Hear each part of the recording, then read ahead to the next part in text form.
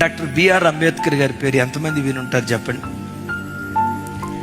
ఆయన అనుభవించినంత పేదరికంలో తొకడ ఇంత కూడా మనం అనుభవించలేదని చెప్పడంలో సందేహం లేదు.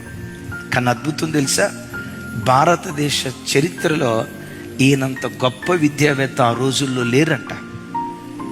ఈయన గొప్పతనం ఏంటంటే, ఒకనొక సందర్భంలో లండన్లో చదవటానికి వెళ్ళినప్పుడు రోజుకొచ్చి 21 గంటలు చదివేవాడట. తాను జాయిన్ అయిన కోర్సు అందరూ 8 years చదువుతారైతే ఈయన 2.5 yearsలో చదివి పూర్తి చేశాడట. ఎట్లా చదివాడంటే రోజుకొచ్చి 21 గంట చదివేవాడట. ఆయన గురించి హిస్టరీ ఏం చెప్పిందో తెలుసా? ఆయన లండన్ నుంచి వచ్చేటప్పుడు, అదే బారిస్టర్ చదివాడు కదా, 32 బాక్సులు తీసుకొచ్చాడట. 32 బాక్సులు.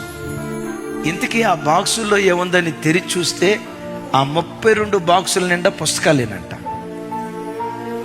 ఆయన బ్రతుకున్న దినాల్లో ఒక్క మనిషి 50,000 పుస్తకాలు చదివాడట. 50,000 పుస్తకాలు. హిస్టరీ ఏం చెప్పిందో తెలుసా?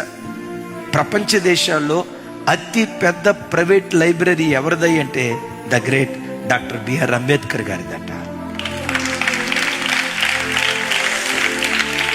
ప్రపంచ దేశాలన్నిటిలో ఎక్కువ విగ్రహాలు ఎవరి ఉన్నాయో తెలుసా?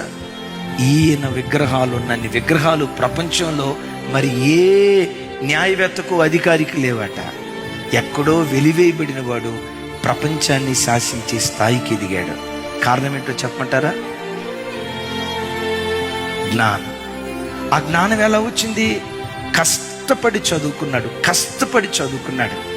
మీరు ఎప్పుడైనా చూడండి, ఈ కోతి చేష్టాలు చేసేవాడి బ్రతుకు కోతివాడి బ్రతుకుగానే మిగిలిపోద్ది. ఎవడు డిగ్నిఫైడ్గా బ్రతుకుతాడో వాడు శాసనాలు సృష్టించేవాడిగా దేవుడు మారుస్తాడు. శ్రమ నీ ఆయుధం అయితే విజయం నీకు బానిసైపోద్ది.